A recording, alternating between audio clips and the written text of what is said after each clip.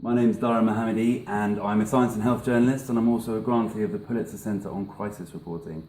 They funded a trip of mine to Colombia earlier this year to tell the story of people living there with a disease called Huntington's disease.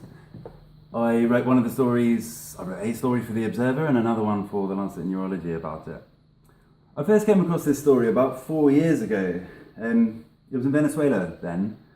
An editor of mine at The Lancet told me about these villages around Lake Maracaibo where, because there were so many people with the disease and the disease is really debilitating, the villages had turned into ghettos. The story is a little bit more intriguing as well because these villages and villagers have played a really important part in the story of Huntington's disease and finding out what it is. So in the 1970s and 80s, researchers went there, and thanks to the contribution of these people, they were able to identify the one genetic mutation that causes the disease. So it's quite beneficial to go to a place like those villages around Lake Maracaibo because, one, there are so many people, so lots of subjects to study, and also because they are part of a large extended family, their genetic background is quite similar. So it makes it easier to spot that one mutated gene, kind of like spotting a black card in a pack of red cards. There's no treatment for the disease, but science has still moved on and making some, honestly, quite really encouraging progress towards maybe one day finding a treatment. But these villagers have been left behind in abject poverty. So the idea of this story was to try and explore this concept of responsibility of science towards these people. I got it commissioned and wrote off an application to the Pulitzer Center, which was thankfully successful. But then the project hit a snag. Venezuela at the time wasn't doing very well at all, and there was blockades and shootings and bombings. And about a week before I was due to go out, my newspaper pulled out. And it's kind of understandable. I'm a science writer, not a war correspondent, so it just wouldn't have been safe for me to go.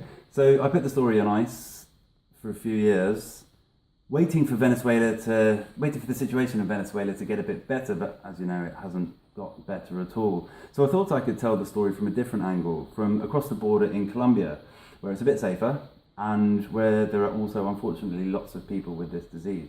Now, it was quite a shock when I first got there, because I'd sold this story and I'd got it commissioned on the basis of this unimaginable suffering and poverty and starvation, but I'd forgotten about that. And when I turned up and I saw people, I don't want to get too Bob Geldof about it, but seeing people dying in front of you for the lack of basic medical care or food is bloody awful. And it was a real eye-opener for me, and part of my journey as a journalist telling the story, I guess. It really hammered home how important it was. So the story was a long time coming, but I think it was a worthwhile one, and it's actually a really difficult thing to come up with a solution for.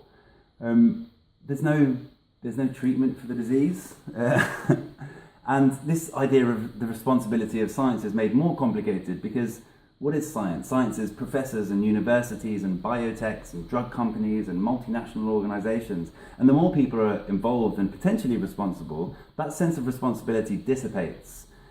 Also, there are lots of people who are affected by the disease, thousands, not just in South America, but all across the world. And there are other factors as well that keep them in poverty. It's not just their disease, and you can't give them a magic pill to fix it anyway. So it's a really big job.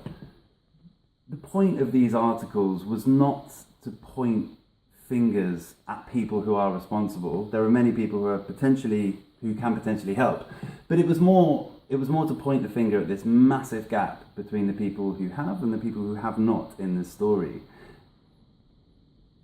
I probably won't be able to come up with a solution, but I hope my pieces will stimulate a conversation among people who can help.